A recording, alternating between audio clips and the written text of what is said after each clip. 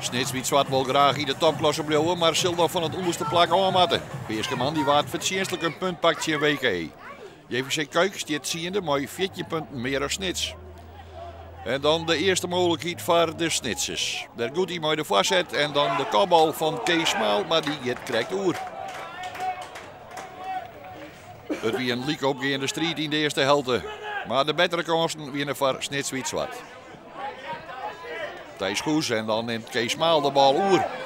En die bal is allemaal tror in. Komt er één met de keeper. Goede kans serieus. Maar de keeper van JVC brengt de redding. Jorrit Ritsen. Is het bij eerst 0-0. En na de thee binnen de gast nu kijkt de bobbelissende partij. Dat is de eerste grote kans voor Snitswit Zwart. Maar komen van de Veen, dan is het weg Kees Smaal die het oerneemt. Maar dat is maar een rolletje. En zo blijft het gewoon 0-0.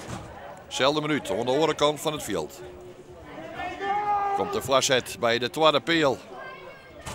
En dan krijgt het Erik de Kruik zien tegen onder de bal. En die verdwijnt dan efter keeper Kevin van der Meulen. En zo staat het dan 1-0. Kevin van der Meulen, de man die het zo goed stiert te keepen, maar die het onderspeelde. En hij baalde van vrije trap in de 68e minuut van JVC. Dreig uitverdienen. En dan de aanvallende bal van Dennis Schoten. En die maak ik efter keeper Kevin van der Meulenburgje.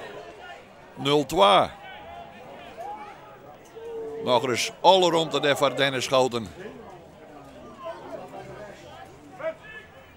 De wedstrijd in oktober ging maar 4-0 voor Snits Verlen. En dat ligt het weer makkelijker voor de ploeg van Hans Kraai junior. Prachtige paas weer dat, mooi het boedelkansje. En dan komt er Nick de Graaf voor de keeper. En die maakt het prima aan. 0-3 voor JVC Kuik. Schitterende paas, mooi het boedelkansje. Dan alle rond de voor Nick de Graaf. En die bloot goed zijn. Keeper Kevin van der Meulen komt uit. Maar het is 0-3. 23 minuten spelen. Dat ligt het wel dienen voor de Snitsers. En nu is de koeken het op voor de gasten uit Kuik. Snits komt al werkjes uit, net binnen onder de druk bij. Shannon David, Carmelia, hij maakt in 2-2. En dan is het 0-4.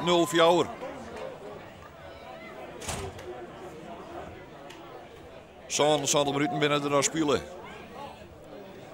Keeper Kevin van der Meulen die hier in eerste instantie de bal nog pakt. Maar net klem had. 0-4 van JVC Kuik. Een goed minuut later. De voorzet van Mark Homme van der Veen. En dan de man die het weet hoe hij hem vallen laten had. En dat ik vaak dacht. Ramon Giro Batalla. En de scheidsrechter hij traapt erin. En dus de pingel voor Snits. Een pleister op bewonnen. En dan ligt het erop dat het onmogelijk is dat Snitswit Zwart degradatie nog ontrennen kan. Waarom zou je zeggen dat het nog onmogelijk is? Je hebt nog 5 wedstrijden of 6. Dus ja, niks is onmogelijk. Ik bedoel, als je kijkt naar hoe we het spelen bijvoorbeeld tegen WK of tegen nou ja, HC is dan anders. Maar HBS, ja, dat zijn gewoon goede tegenstanders en dan doe je het ook goed. Dus het kan nog? Ik zeg van wel.